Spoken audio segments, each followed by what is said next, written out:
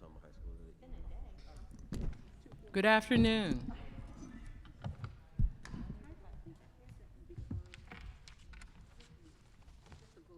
Welcome, everyone. I am Sharon Green Middleton, Vice President of the City Council, representative for the 6th Council District, and Chairperson of the Economic and Community Development Committee. This afternoon, we will meet on the following bills: 22-0204, 22-0214, 22-0262, 22-0263, 22-0264, 22-0265, and 22-0277. In attendance, we have members of the committee: John Bullock of the 9th District, Thank you, Madam Chair. Mark Conway of the 4th District, Thank you, Madam Chair. Ryan Dorsey of the 3rd District, Councilwoman Odette Ramos of the 14th District, and Robert Stokes of the 12th District. Thank you, Madam Chair. And no other council members.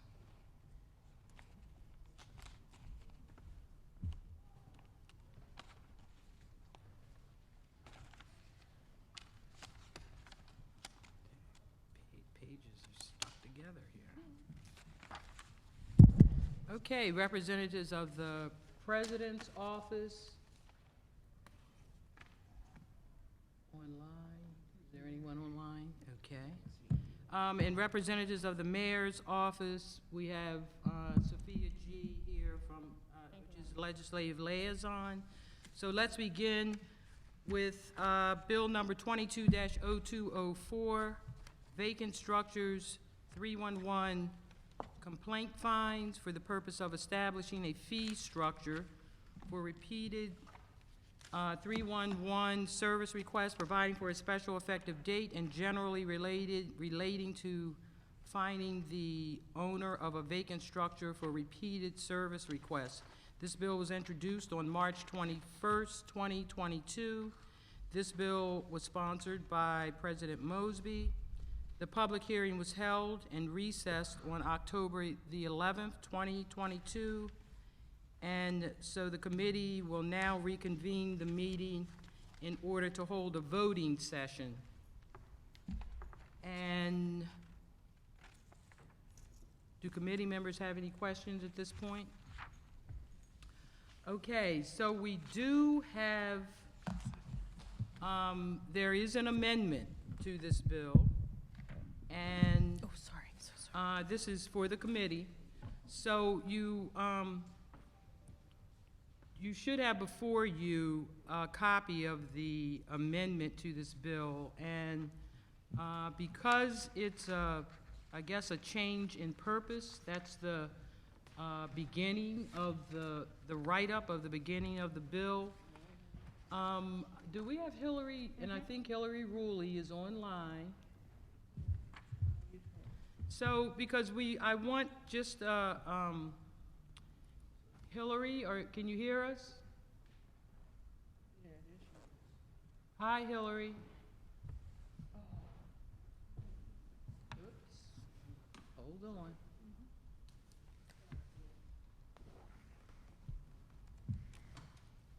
Still red.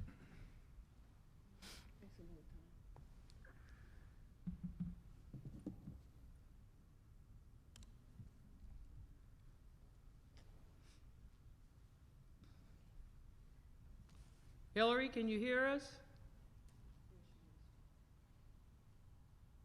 Hillary Ruley, can you hear us?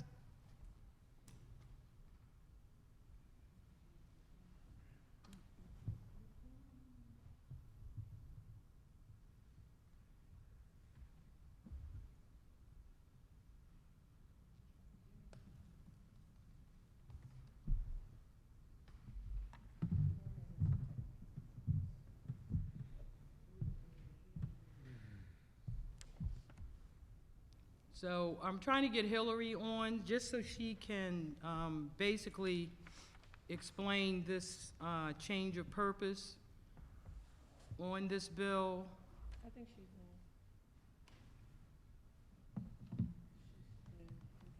no sound online. I also cannot hear anything.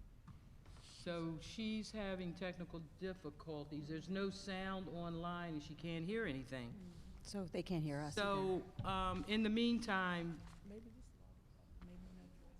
can this law department address it, who is here? Okay. Could somebody call? What we're gonna do is come back. We'll go through the other piece. We'll go ahead and start with, Councilwoman Ramos, and you, did you wanna talk about the amendment? Sure. Okay. Yeah. Thank you, Madam Chair. And just wanted to explain the amendment that I'm proposing to this bill. It does change the purpose clause. All of you should have it in front of you, or you had it emailed to you at some point today. Basically what it does is most of the bill is stricken, and so that we're not creating a new way of doing 311s and a new way of like ECB trying to substantiate 311s. What we are doing is basically saying, well, what we really want to do right now is to escalate the fines on these vacant and abandoned properties in order to make them eligible for our new process called in rem. And so we've created, if you look on page 3, basically saying that all of these citations that a vacant property could get would all be $1,000. And then if they get another citation, any one of these, again, within the next 12 months, they get the citation for $1,000 and another $1,000 fine. We're also creating a new category of citation, thanks to DHCD for working on this with us. That would be another fine for having a significantly damaged roof. So, it's entirely possible that some of the properties that we're trying to target for in rem would end up getting, close to anywhere from $4,000 to $9,000 fines. And these is just for vacant properties. That's all we're doing here, to try to get them, it looks like she can talk now, but to try to get them into in rem. So that's what this bill, this amendment does. We have been working closely with the Council President's office, who's fine with the amendment, and I look forward to any questions and the committee support. Thank you. So do we have, did you hear Hillary? Okay. I thought I heard her. So, one of the reasons why I wanted the law department to just kind of explain the change of purpose, because in chapter 11 that talks about amendments, rule 11.3, change of purpose, it states a bill may not be amended during its passage in the council by direction to strike out everything after the words an ordinance concerning, or by any other amendment or series of amendments that would have the effect of changing the original bill's basic purpose. So that's why I thought it was important for the law department to give that explanation of why they approve this amendment going forward. So we seem to be having technical difficulties, and if we can't get in touch with Hillary, hopefully she will give us that explanation in writing, because they, from my understanding, they did approve. They did approve this these for amendment, form but amendments. we just want to make sure that we have written or verbal approval as we move forward with this bill. And that's the only reason why. We want to make sure that the council is approving this in the right way. Oh, and, sure. and so on. Madam Chair. Are we waiting for her, or how do you want to move forward?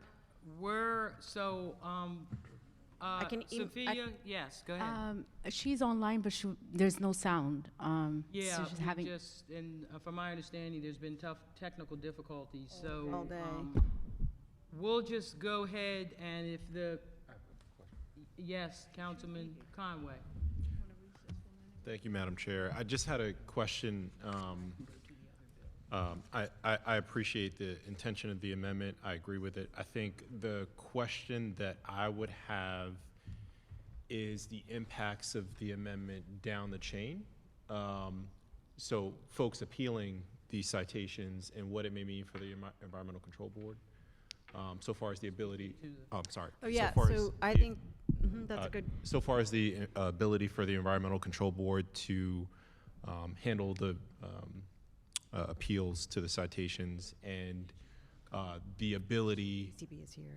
in instances where maybe we're not pursuing NREM, but want to make it clear to the property owner that they do need to make an upgrade, could we pursue lesser fines, or would that have to go to the ECB in order for them to decrease the size of that fine based on the violation? Well, I'll start with the answer and then encourage ECB and DHCD to respond. One of the things that we've talked about with DHCD is, for instance, if there's permits on a property that is, has a VBN on it, but it's getting rehabbed, those shouldn't get fines, right? Those shouldn't get citations, because they're doing work on them. We know that they're doing work on them, and so that makes some sense. If there's a group of developers, nonprofit, for-profit, or working with the community that are assembling properties, we should minimize those fines, hold them accountable, but minimize that as well. What we're trying to really target here are the properties that either somebody's paying the taxes, right, or they're just paying the little tiny fines and they're not doing anything with the property. We're also just trying to target those that are completely absent. So, for instance, in my district, we did an analysis of the 450 properties in 2 of my neighborhoods. 28% of them are ready for NREM right now. 35% of them are approaching. So if we can, rack up the fines on those, then we're able to get this done. But I do understand the concern, and we've had this before, where someone accidentally, because we tried to pass a law to stop this, and apparently it's still going, buys a property that has a VBN on it, right? And or is doing work and ends up getting a citation. And so, does this increase the work that ECB is going to have to do, because they're inevitably, even people who've been holding on to a property because it's their uncle's property and they didn't know what was going on or whatever, they're going to go, wait a second, what are we going to do? And they'll go to ECB. So does that, and I think that's where you're going, right, is to That's try precisely, to yes. sort of figure out, is it going to increase the work for the ECB? Good afternoon. Brittany Vendries, the Executive Director of the Environmental Control Board. I will say this amendment and this fee schedule or fine schedule escalation, I don't think it would affect the volume, honestly. The amount of people who come in for these hearings, or the people who come in for these hearings, particularly for this violation type, are people who have a very strong kind of principled idea to it. We have offered in the past settlements if people are able to get the use and occupancy permit, and said, okay, we'll settle it because you've fixed the violation. We know it's a high dollar fine amount. And some of those people will say no to the settlement. They want to have the hearing because they want to kind of present their case to the hearing officer. So I don't think it will affect the volume.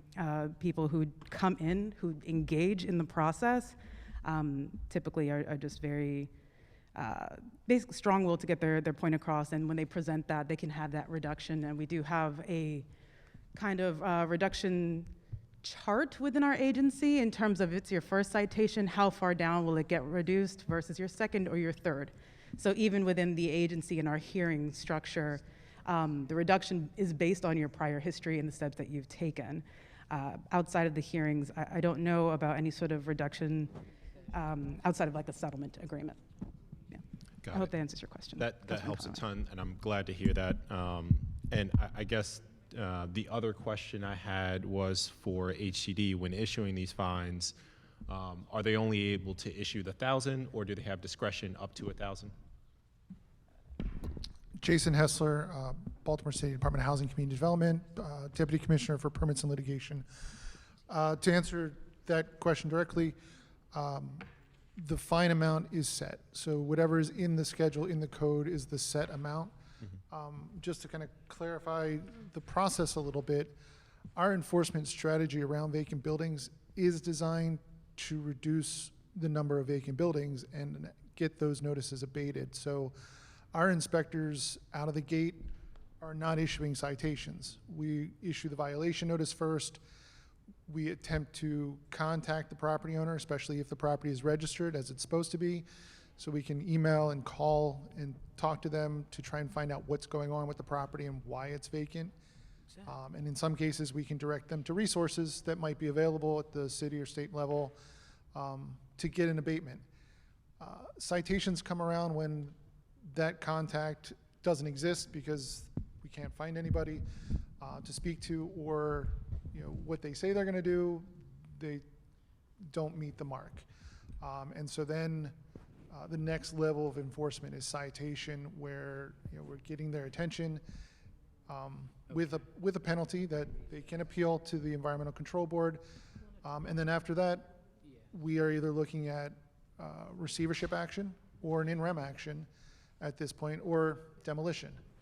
And that's kind of how it scales up. Got it. Depending on the property, what the condition of that property is, what the condition of the block is, what the interest is. I see. So folks have an opportunity to remedy the violation notice before they are cited for $1,000, just to be clear, so that we don't have to give. Okay, that's great. Thank you. So at this point, I want to recess this hearing just for a few minutes. It's a legal issue that it's an open meeting, and it's a legal issue that I have to have a conversation with Hillary with. So I'm going to recess for a minute and give her a call, because we might have to reschedule the hearing. Thanks. Let me turn mics off.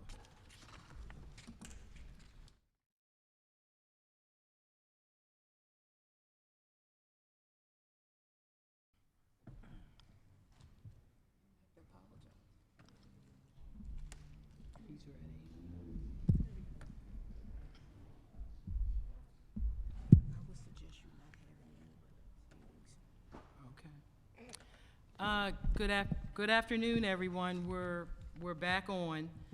I want to start off by saying I sincerely and truly apologize that we're going to have to recess the entire day's hearing, because we don't want to violate the Meetings Act. There seems to be a sound problem with the sound, both WebEx and Charm TV.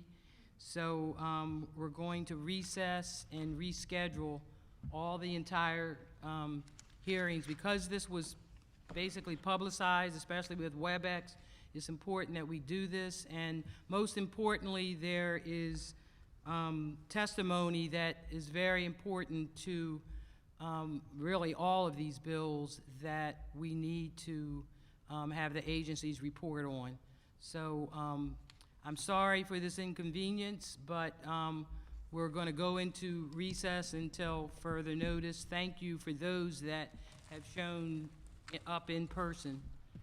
And we are now, even the people online, thank you for coming, and I hope you did at least hear me, but